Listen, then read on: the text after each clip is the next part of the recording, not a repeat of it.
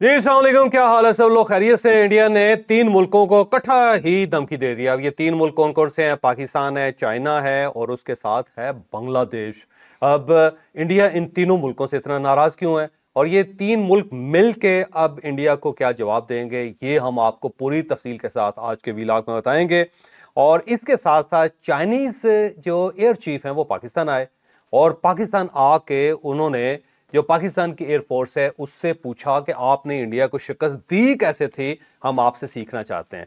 तो क्या पाकिस्तान चाइना को वाकई सिखाएगा या नहीं सिखाएगा, ये भी हम आपको आज के व्लॉग में बताएंगे और ये भी बताएंगे कि चाइना पाकिस्तान से सीखना क्या चाहता है। पूरी डिटेल आप इसी व्लॉग में मुलाहिजा कीजिएगा और इसी व्लॉग के अंदर हम आपको ये भी बताएंगे कि दूसरा जो हमारा दोस्त है टर्की, उसके 2 वजीर पाकिस्तान में आए हुए हैं और वो यहां आके क्या कर रहे हैं, ये भी इसी व्लॉग में आप मुलाहिजा करेंगे।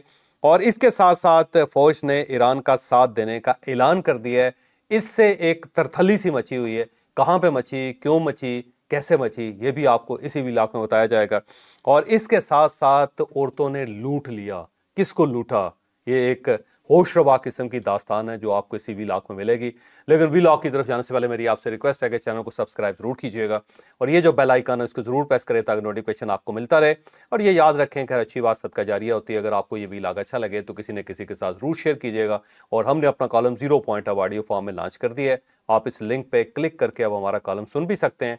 और साथ ही हमने आपके लिए एक व्हाट्सएप कम्युनिटी क्रिएट की है। आप डिस्क्रिप्शन में जाके वहां पे जो लिंक है उसको टच कीजिए ताकि आपको ताज़ा तरीन खबरें मिलती रहें।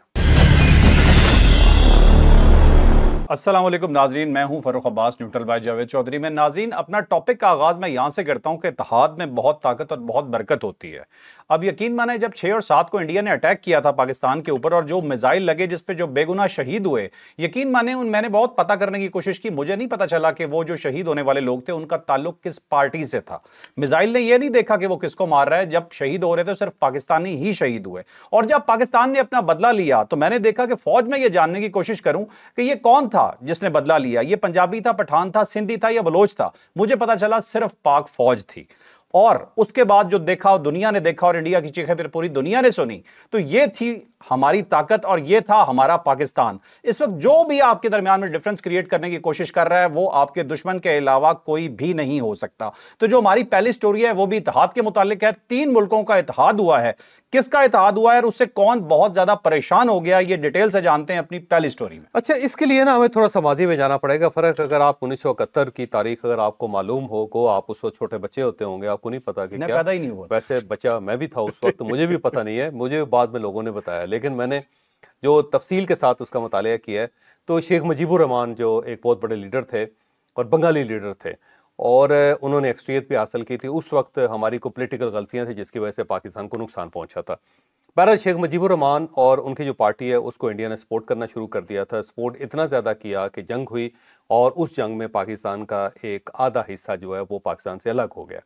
उसके बाद शेख मुजीबुर रहमान और जो उनकी फैमिली थे वो इंडियन नवाज हो गए। वो ज़ाहिर है उनका इंडिया के साथ ताल्लुकात पैदा हो गए और पाकिस्तान के साथ उनके बहुत ज़्यादा डिफरेंसेस पैदा हो गए। फिर शेख मुजीबुर रहमान साहब को कत्ल कर दिया गया, बल्कि पूरे ख़ानदान को कत्ल कर दिया गया। सिर्फ 2 बेटियां उनकी बचीं जिसमें से बड़ी बेटी का नाम हसीना वाजद है और ये जो शेख हसीना वाजद है, वाजद उनके ख़ामद का नाम था। तो उसके बाद वो पॉलिटिक्स में आई, अपने वालिद का उन्होंने झंडा उठाया, अपने वालिद की पार्टी उन्होंने चलानी शुरू की और उसके बाद वो इक़्तिदार में आ गई। जब इक़्तिदार में आ गई तो वो अपने वालिद का जो कत्ल था उसको भूली नहीं थी और जो इंडिया के साथ उनके वालिद की दोस्ती थी उसको भी उन्होंने कैरी किया। तो उसके बाद उन्होंने जमात इस्लामी के लोगों को बाकायदा फांसियाँ लगाना शुरू कर दी। जो बहुत बुजुर्ग थे, कोई 82 साल का था, कोई 84 साल का था। और जो ऑल इंडिया मुस्लिम लीग वहाँ पे एग्जिस्ट करती थी बांग्लादेश के अंदर, उसके ऊपर पाबंदी लगा दी। उन लोगों को भी उसने बड़ी शदीद सजाएं दी। फिर जो पाकिस्तान के साथ ताल्लुकात थे हसीना वाजद के दौर में वो बहुत ज़्यादा ख़राब थे। बल्कि बिल्कुल जिस तरह अफ़गानिस्तान के अंदर पाकिस्तानी सफ़ीर बाहर निकलता है तो उसको बाकायदा फ़ौज कॉर्डन ऑफ करके सारे इलाके को और सिक्योरिटी दे के तो उनको मूव करवाती एक जगह से दूसरी जगह। ये माजी की बात है, अब नहीं, अब सूरत मुख्तलिफ। बिल्कुल इसी तरह बांग्लादेश के अंदर जब हमारा सफ़ीर निकलता था तो बाकायदा फ़ौज की निगरानी में उन्हें एक जगह से दूसरी जगह पहुँचाया जाता था और ख़तरा ये होता था कि कहीं इनके ऊपर कोई हमला ना करते। ठीक है। ये सूरत हाल थी। पाकिस्तान के साथ तजारत मनसूख थी, पाकिस्तान के साथ वीज़े नहीं थे, पाकिस्तानी बांग्लादेश नहीं जा सकते थे, बंगाली पाकिस्तान नहीं आ सकते थे। और इंडिया के साथ जो बांग्लादेश का सारा बॉर्डर खुला हुआ था, इतना ज़्यादा बॉर्डर खुला हुआ था कि इंडियन ताजर और इंडिया के जो लोग हैं, जो पॉलिटिशियन हैं, वो धड़ल्ले के साथ बांग्लादेश के अंदर आते थे, बल्कि ट्रेन चलती थी, उस ट्रेन पे बैठ के वो बांग्लादेश आ जाते थे। और फिर जो इंडियन ताजर था उसने बंगाली ताजर की बाकायदा गर्दन पकड़ ली और बहुत ज़्यादा वो अमीर होने लगे बंगाली पैसों से। ठीक है। तो फिर वहाँ पे हसीना वाजिद का इक़्तिदार लंबा हो गया, और जब लंबा होता है इक़्तिदार तो फिर इसी तरह किया जाता है जिस तरह हसीना वाजिद ने किया। उसने वहाँ पे स्टूडेंट्स को क्रश करना शुरू किया, पॉलिटिकल वर्कर्स को क्रश करना शुरू किया, वहाँ पे जो मीडिया था उसको क्रश करना शुरू किया। मोदी उनको बहुत ज़्यादा सपोर्ट करते थे। बहरहाल एक इंकलाब आया और उसके बाद उनकी गवर्नमेंट ख़त्म हो गई।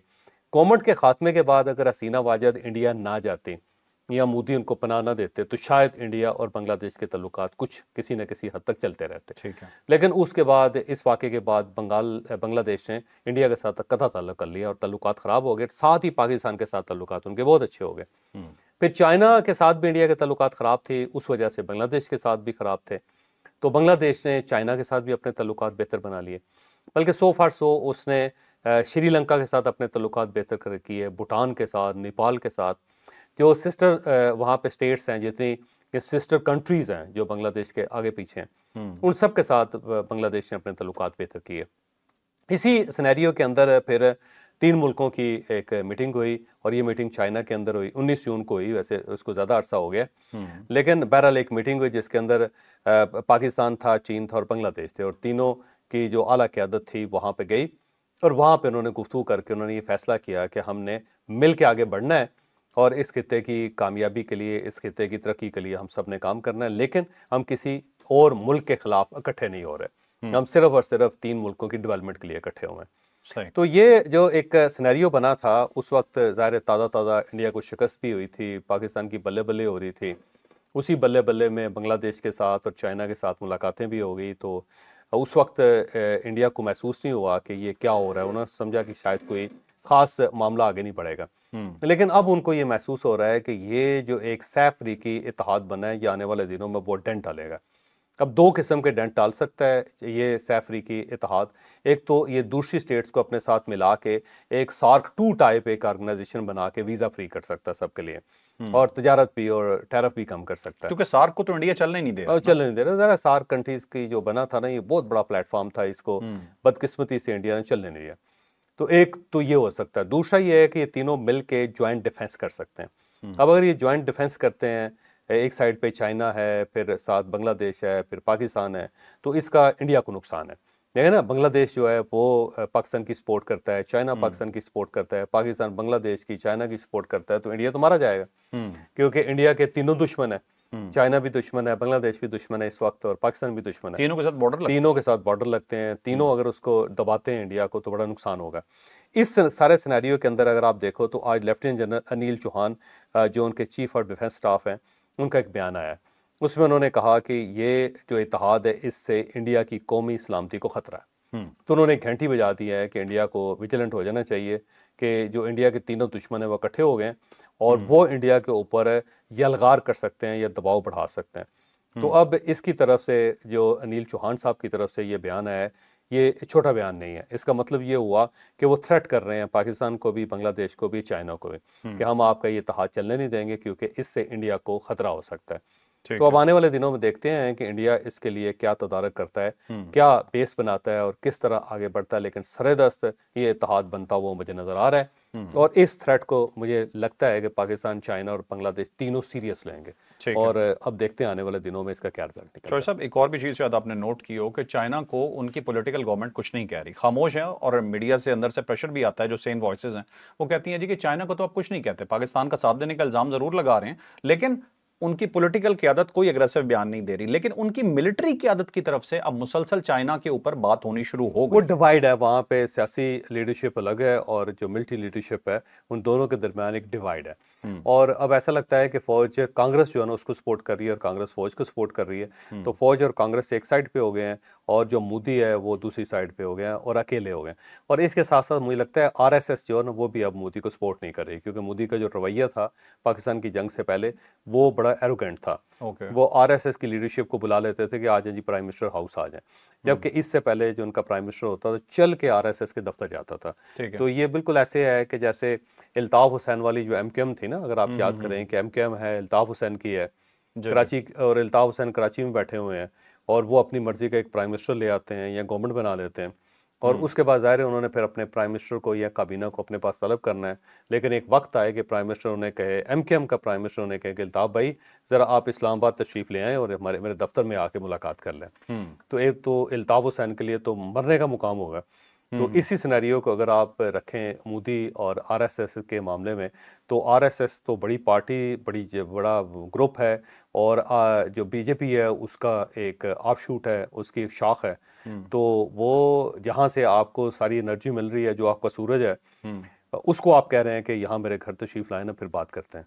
तो और फिर आप थोड़ा सा ऊंची कुर्सी पे खुद बैठ जाएं, छोटी कुर्सी पे दूसरों को बिठाएं। ठीक है। तो आरएसएस जो ना उसने भी मुझे लगता है फासला पैदा कर लिया मोदी से। तो मोदी वहाँ पे भी अकेला हो गया है, साथ अब फौज उसका साथ नहीं दे रही, और अपोजिशन जो है वो तगड़ी होती चली जा रही ठीक है, आपने अल्ताफ हुसैन का जिक्र किया और मुझे बोरियां याद आ गई। ठीक है, चलिए आप चलते हैं जी नेक्स्ट टॉपिक पे। लेकिन उससे पहले अगर इंडिया थोड़ा सा गौर करे तो उसका बाहर कोई दुश्मन नहीं है। इंडिया का सिर्फ एक ही दुश्मन है और वो उसके अंदर बैठा हुआ है, और वो है नरेंद्र मोदी खुद। अब चलते हैं जो सब नेक्स्ट स्टोरी पे जी। चीनी एयरफोर्स के सरबराह जो हैं वो उन्होंने पाकिस्तान की बहुत तारीफ की है, मुरीद हो गए हैं पाकिस्तान के। इससे पहले यह कहा जा रहा था कि या ये इंप्रेशन देने की कोशिश की जा रही थी कि चाइना की वजह से पाकिस्तान ने ये फतह हासिल की है। नो डाउट चाइना हमारा बहुत बड़ा दोस्त है, इसमें कोई दूसरी राय नहीं है, लेकिन ये जो फतह थी ये पाकिस्तान की थी। अब चीनी एयरफोर्स के सरबराह खुद इस चीज को मान गए और वो क्या कह रहे हैं ये डिटेल से स्टोरी बताते हैं। अब वांग गांग उनका नाम है, और ये उनके एयर चीफ मार्शल हैं चाइना के, और वो पाकिस्तान के दौरे पे आए, और आज उनका एयर हेडक्वार्टर के अंदर मुलाकातें भी हुई, उनका इस्तकबाल भी हुआ, और उन्होंने तारीफ भी पाकिस्तान की बहुत ज़्यादा की। अब चाइना दो चीज़ें मालूम करना चाहता है पाकिस्तान से जो बड़ी इंपॉर्टेंट है। एक चीज़ तो ये है कि जब कोई आप एक डिफेंस सिस्टम ख़रीदते हैं तो उसका एक कम्युनिकेशन नेटवर्क होता है। वो कम्युनिकेशन नेटवर्क जो है वो दूसरे नेटवर्क के साथ नहीं जुड़ता। मसलन आपने F-16 लिए हैं, तो F-16 जो है वो अमेरिकन है, और उसके साथ कम्युनिकेशन सिस्टम भी अमेरिकन है। बिल्कुल सही। तो अब आपके पास एक दूसरा जहाज़ J-10 है, अब J-10 चाइनीज़ है, तो उसके साथ जो कम्युनिकेशन सिस्टम वो भी चाइनीज़ है। ये दोनों एक दूसरे के साथ जलन नहीं कर सकेंगे, इंटरेक्ट नहीं कर सकेंगे, तो इन दोनों को जोड़ना एक बहुत बड़ा टेक्निकल काम है। और अगर आपसे कोई गलती हो जाए तो वो जो आपकी इंफॉर्मेशन है वो लीक हो जाएगी, वो दूसरा आदमी सुन सकेगा, और दुश्मन मुल्क सुन सकेगा, और फिर उसको ब्रेक कर सकेगा, जैसे कि पाकिस्तान ने किया था। तो पाकिस्तान ने कमाल इस सारे सिनेरियो के अंदर ये किया कि इसके पास जितने इक्विपमेंट्स हैं, जिनके अंदर कुछ यूरोपियन है, मतलब जर्मन है, कुछ फ्रेंच हैं, फिर इसके पास अमेरिकन है, फिर उसके बाद चाइनीज़ हैं, और फिर कुछ टर्किश हैं, ये सब चीज़ें जो ना मुख्तलिफ मुल्कों से ली हुई थी। तो जो इसने कम्युनिकेशन नेटवर्क बनाया ने इन सब के दरमियान, वो हैरानकुन था, जो आज से पहले किसी जगह पे नहीं हुआ। तो उसने एक मिथ तोड़ दी कि जी अगर आपके पास जिस मुल्क का इक्विपमेंट है, आपको कम्युनिकेशन नेटवर्क भी वही क्रिएट करना पड़ेगा। जैसे कि राफेल पाकिस्तान ने गिराया ना, तो राफेल कंपनी ने यही कहा था कि जो आपका जो कम्युनिकेशन सिस्टम है उसके अंदर इशू है, वो रशियन है और हम फ्रेंच हैं, तो आपको ये चाहिए कि नीचे जो कम्युनिकेशन नेटवर्क है वो भी आप फ्रेंच खरीदें, फिर जाके ये बेहतर परफॉर्म करेगा, वैसे नहीं परफॉर्म कर सके। लेकिन पाकिस्तान ने ना चाइनीज से इस किस्म का कोई मुतालबा किया था, ना ही वेपन इंडस्ट्री को बहुत बड़ा दचका नहीं दे दिया पाकिस्तान ने। उसने ये इसमें कोई शक नहीं। एक चीज़ ये की, दूसरा जो पाकिस्तान ने किया वो इससे ज़्यादा हैरानकुन है, वो ये है कि हैकिंग जो पाकिस्तान की थी वो हैरानकुन थे। मसलन उनका जो एयर डिफेंस सिस्टम है उसको हैक कर लिया था पाकिस्तान ने। फिर उनके जो लीडरशिप है मिलिट्री और जो पॉलिटिकल लीडरशिप है उनके दरमियान जो कम्युनिकेशन का नेटवर्क था पाकिस्तान ने उसको हैक कर लिया था। फिर जो उनकी बिजली का सिस्टम है उसको पाकिस्तान ने हैक कर लिया था। वो इंडिया के अंदर बिजली कभी ऊपर जा रही थी, कभी नीचे जा रही थी, कभी बंद हो रही थी, कभी चल रही थी। तो वो एक अजीब सा तमाशा इंडिया के अंदर लगा हुआ था जो उनको समझ नहीं आ रही थी क्या। फिर जो पाकिस्तान के दरियाओं के अंदर पानी आया था कि वो जी इंडिया ने पानी छोड़ दिया, इंडिया ने पानी छोड़ दिया। इंडिया बड़ा हैरान हुआ कि हमने तो पानी छोड़ा नहीं, तो आ कैसे गया। तो डैम खोल लिया पाकिस्तान ने उनके। अच्छा। जैसे उनको बहुत ही परेशान कर दिया कि यार ये हो क्या रहा है, कभी डैम खुल रहा है, कभी बंद हो रहा है। तो वो पाकिस्तान ने हैक कर लिया। अच्छा, इसके साथ साथ जो ये दूसरा काम था जो ज़ाहिर हैरानकुन था, विदाउट एनी सेटेलाइट कम्युनिकेशन आप ये सब कुछ करके बैठ जाएं और दुनिया हैरान हो कि ये हो क्या रहा है इधर। और पाकिस्तानियों ने ये कर लिया। नौजवान बच्चे थे, 19 साल से कम कम उनकी उम्रें थी और उन्होंने सब कुछ कर लिया। 19 साल से कम? 19 साल से कम। ये जहन में रखो कि ये जो हैकिंग का काम है ना, ये 20 साल के बाद ज़रा मुश्किल हो जाता है। इसलिए अमेरिका के अंदर भी जो छोटे ड्रोन्स बनाए जाते हैं ना, जो मक्खी जितने छोटे ड्रोन्स होते हैं, शायद आपको यकीनन पता होगा जी जी इसका, जी। तो छोटे बच्चे बनाते हैं। तो अच्छा। वो 8-9 साल की उम्र में बच्चे को लिया जाता है, जिसके अंदर ये एबिलिटी होती है, फिर उसको थोड़ा सा ग्रूम किया जाता है, बल्कि ग्रूम करने की ज़रूरत नहीं होती, खुद ही कर लेता है वो। अच्छा। और उसके बाद आहिस्ता आहिस्ता जब वो 19-20 साल का होता है तो उसके अंदर ये जो मैकेनिज्म होता है, ये जो फार्मूला कुदरत उसको देती है, वो फिर कम होना शुरू होता है, फिर उसके बाद वो रिटायर हो जाता मतलब बहुत छोटी उम्र में बहुत ट्रेनिंग छोटी दें छोटी तो ये वो इसमें छोटे एक्सपर्ट हो जाते हैं। है। बल्कि इनको ट्रेनिंग की ज़रूरत ही नहीं होती, ये फौरी तौर पे खुद ही एक्टिव कर लेते हैं। आपने देखा होगा, आपके घर में अगर छोटा बच्चा है, मोबाइल फ़ोन रखेंगे, वो उसको खोल लेगा। खोल लेगा, बिल्कुल सही। खोल के वो सारे काम कर लेगा। उसकी वजह ये है कि जो बच्चों का माइंड है वो फ्रेश होता है और वो इस इंटरनेट की दुनिया को या जो मोबाइल फ़ोन की दुनिया को या ये जो साइबर वर्ल्ड है उसको बहुत अच्छी तरह अंडरस्टैंड करता है। ओके।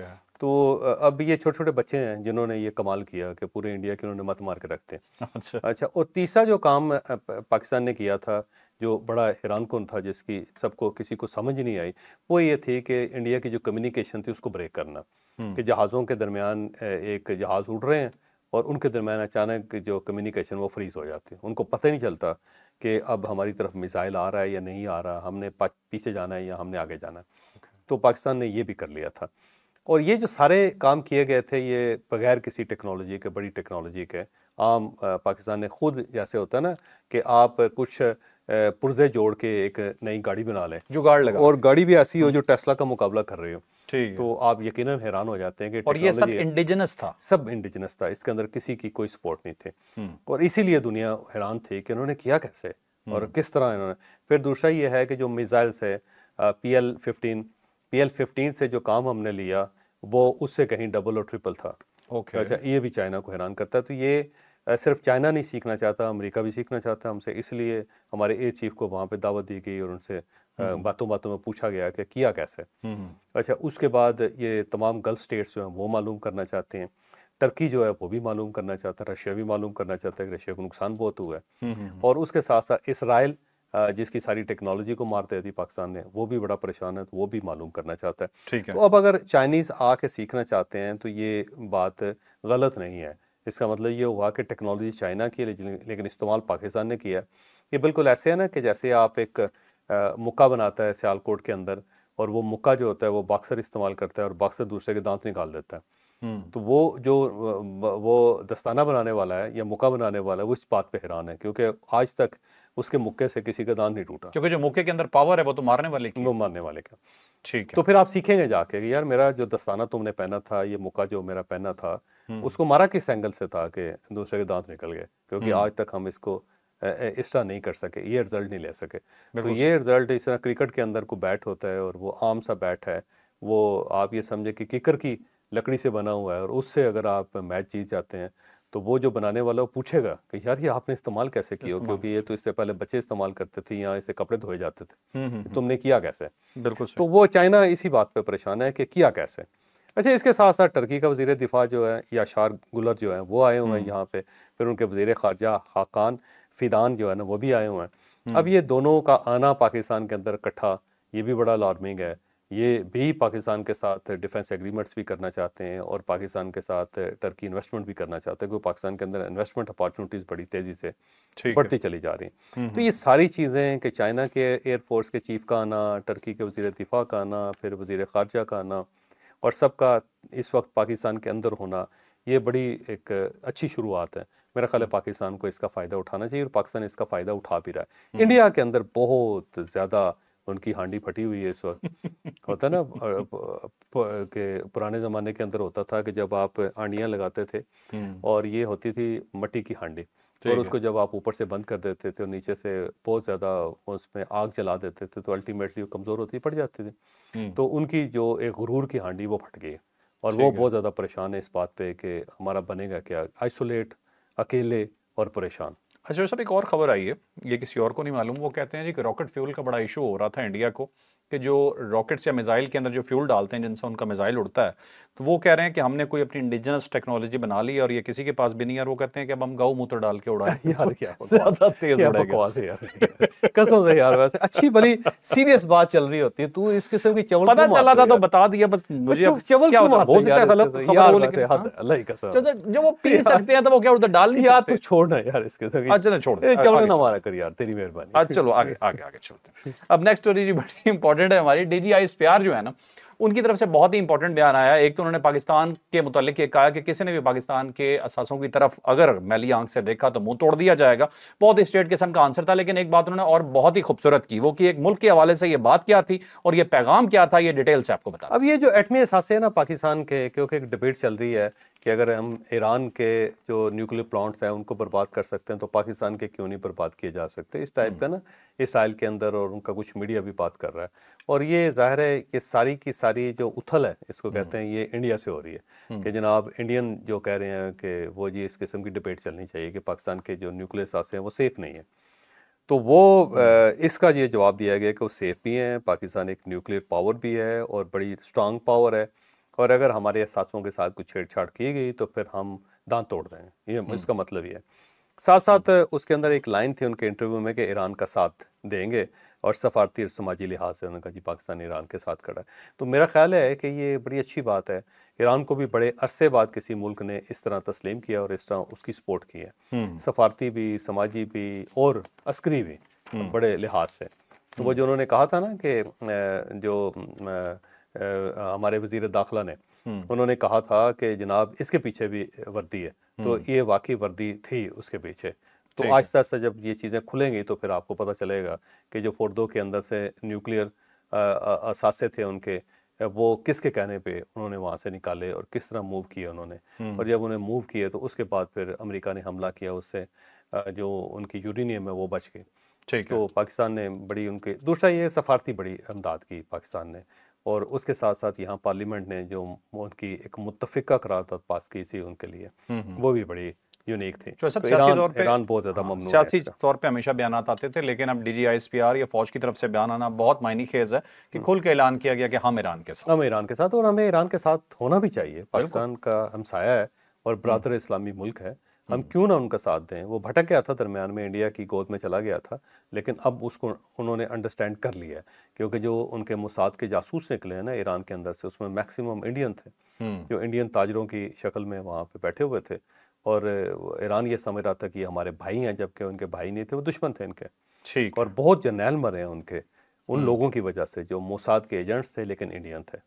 बिल्कुल ठीक है। चलें अब चलते हैं जी नेक्स्ट स्टोरी की तरफ। बहुत इंपॉर्टेंट स्टोरी, एक स्टोरी हमने आपको बताई थी फेस्को के हवाले से कि फेस्को के चेयरमैन जो है उनके घर पे छापा पड़ा है फैसलाबाद में, और कोई 149 अफराद वहां से गिरफ्तार हुए हैं, जिसमें 18 कोई खवातीन थी। अब वो स्टोरी की मजीद डिटेल आनी शुरू हो गई है कि ये बेसिकली हो क्या रहा था वहां पे, एक्चुअली में ये जो कॉल सेंटर था इसका असल मकसद क्या था, ये डिटेल से स्टोरी आपको बता। अब दो चीज़ें थी, हनी ट्रैप करती थी खवातीन, ऐसे ही जो मोबाइल पे मैसेज करके तस्वीर लगा के अपनी, उसके बाद आहिस्ता आहिस्ता गुफ्तगू शुरू कर देती हैं, और कोई बुज़ुर्ग आदमी हो आप जैसी उम्र का तो वो ये समझता है कि यार कोई कुदरत मेहरबान हो गई है, और वो जो मेहरबान कुदरत होती है आहिस्ता आहिस्ता पता चलता है कि वो सारा बैंक बैलेंस ही खाली हो गया। ये अमूमन हनी ट्रैप करके लोगों को अगवा भी कर लिया जाता है, या फिर उनके साथ ये जो वल्गर किस्म की गुफ्तगू चल रही होती है, वीडियो कॉल चल रही होती है, उसको रिकॉर्ड कर लेते हैं वो, और फिर उसके बाद उसको ब्लैकमेल भी करते हैं। एक अगर आदमी हो, उसके बच्चे हों, बल्कि बच्चों के बच्चे हों, बुज़ुर्ग आदमी हो और बिजनेसमैन हो, लोग उसकी इज़्ज़त करते हों, और अचानक उसकी कोई वीडियो आ जाए इस टाइप की, तो आप खुद अंदाज़ा लगाएं कि वो बेचारा कहाँ स्टैंड करेगा। इस चीज़ के साथ वो लोग खेलते थे। दूसरा ये है कि जो फॉरेनर थे, पाकिस्तान से बाहर पाकिस्तानी थे, उनको कहा जाता था कि आप सरमायाकारी करें और आपको फिर यहाँ से पैसे मिलेंगे, और वही जो डबल शाह था, डबल शाह टाइप जो है ना, एक पॉन्जी स्कीम, तो उनके वो पैसे खा जाते थे। 2-3 धंधे वहाँ पे चल रहे थे। इसके अलावा कोई क्रेडिट कार्ड लोगों के खींचने और उनमें से पैसे निकालने ने, फिर ये जो कोल्ड कॉल की जाती है, उसके बाद कहा जाता है जी आपके 75,000 रुपये निकल आए, तो अब आपसे सिर्फ 300 रुपये हम लेंगे और उसके बाद 75,000 रुपये आपके अकाउंट में डाल दिया जाएगा। तो आप ज़रा अपना क्रेडिट कार्ड जो है ना उसके बैक साइड पे देखें कि उसके 4 हिस्से हैं, ज़रा वो हमें भेज दें। और उसके बाद वो बंदा बैठा होता है और फिर साथ कहते हैं जी आपको कोड आया, ज़रा कोड मुझे भेज दें, हैं, ताकि आपको 75,000 रुपये शिफ्ट किया जा सके। तो बंदा 75,000 रुपये के चक्कर में कोड भेज देता है, और उसके बाद पता चलता है कि अकाउंट खाली हो गया। तो ये सारे काम जो थे ये वहाँ से हो रहे थे। इसके अलावा चाइनीज़ ख़वातीन भी थी उसमें, और वो ख़वातीन जो थी वो ये कहती थी कि मैं शादी करना चाहती हूँ किसी मुसलमान के साथ। तो वो बंदा उससे पूछे कि 58 इस्लामी मुल्कों में तुम्हें सिर्फ फैसलाबाद का मोहम्मद रशीद मिला है, इसके दरमियान कोई बंदा नहीं था। तो मोहम्मद रशीद साहब जो है ना वो सवाब कमाने के चक्कर में हर चीज़ से फारग हो जाते थे। तो ये वैसे बड़ा स्कैम है, और जब ये खुलेगा तो बड़े लोगों के नाम आएंगे और बड़ी हैरानकुन किस्म की स्टोरियाँ आपके सामने आएंगी। लेकिन ये अकेला नहीं है, कराची के अंदर भी यही होता था। पिछले दिनों एक जिस लड़के को कत्ल कर दिया था, आपको याद होगा, वो सारा भी यही था। जो लैपटॉप निकले उनके घरों से, वो यही काम चल रहा था वहाँ वो पे। डाटा डिलीट करता रहा, फायरिंग करता रहा पुलिस पे टाइम गेन करके, ताकि डाटा डिलीट कर सके। हाँ हाँ, वो था सारा। अच्छा, इसके अलावा इस्लामाबाद में पिछले दिनों एक छापा पड़ा था यहाँ पे F11 में। मैं वहाँ पे जिम जाता हूँ एक्सरसाइज करने के लिए, तो उसके सामने बिल्डिंग है, कोई 4 मंजिला बिल्डिंग थी बहुत बड़ी। तो उसके अंदर कॉल सेंटर टाइप चल रहा था, और वहाँ पे बहुत लोग होते थे। और वहाँ पे जब छापा पड़ा तो पता चला कि वो आधा पाकिस्तान तो वो लूट के खा गए। अच्छा। तो इसी टाइप के काम जो है ना पाकिस्तान के अंदर बहुत सारी जगहों पे हो रहे हैं। और अब पाकिस्तान ने कोई नई यूनिट बनाया जो इन चीज़ों के ऊपर काम कर रहा है। तो मुझे लगता है कि कम से कम पाकिस्तान इस मामले में बेहतर हो जाएगा। ठीक है, ठीक है नाज़रीन, आपने आज का व्लॉग देखा, यकीनन बहुत इन्फॉर्मेटिव रहा होगा। सिंपल सा मैसेज है कि अगर कोई खातून आपको कॉल कर रही है और ज़रूरत से ज़्यादा मीठा होकर बात करने की कोशिश कर रही है तो आपकी घंटी खड़क जानी चाहिए। तो लाइक शेयर सब्सक्राइब करना आपने बिल्कुल नहीं भूलना। इजाज़त दीजिए, अल्लाह हाफ़िज़। पाकिस्तान जिंदाबाद।